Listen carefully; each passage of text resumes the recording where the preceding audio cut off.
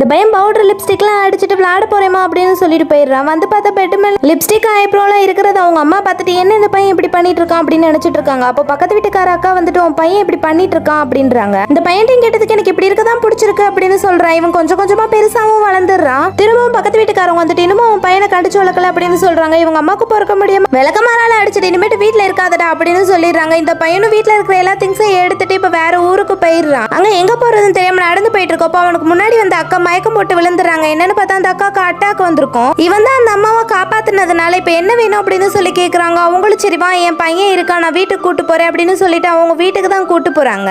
அவங்கள வீட்டுக்கு கூட்டு போயிட்டு இப்ப பையன்டே காமிச்சிட்டு இவன் தான் என் உசுரை காப்பாத்தனா அப்படின்னு சொல்றாங்க. இப்ப இவன் வெளியில கூப்பிடுறான் அந்த பையனை. அப்ப என் கூட கடைசி வரைக்கும் இருப்பியா சொல்லு நான் வாரேன் அப்படின்னு சொல்லிட்டு சத்தியம் வாங்கிக்கிறாங்க. இந்த பையன் இப்ப 12th முடிச்சுட்டு படிக்கிறதுக்காக சென்னை போவான். அதை ஒரு பையன் பார்த்துட்டு போய் அவங்க அம்மா கிட்டே சொல்லி கொடுத்துறான். அதனால இந்த பையனை கூட்டு போயிட்டு திருநங்கையர் இருக்கிற இடத்துல போய் விட்டுறாங்க.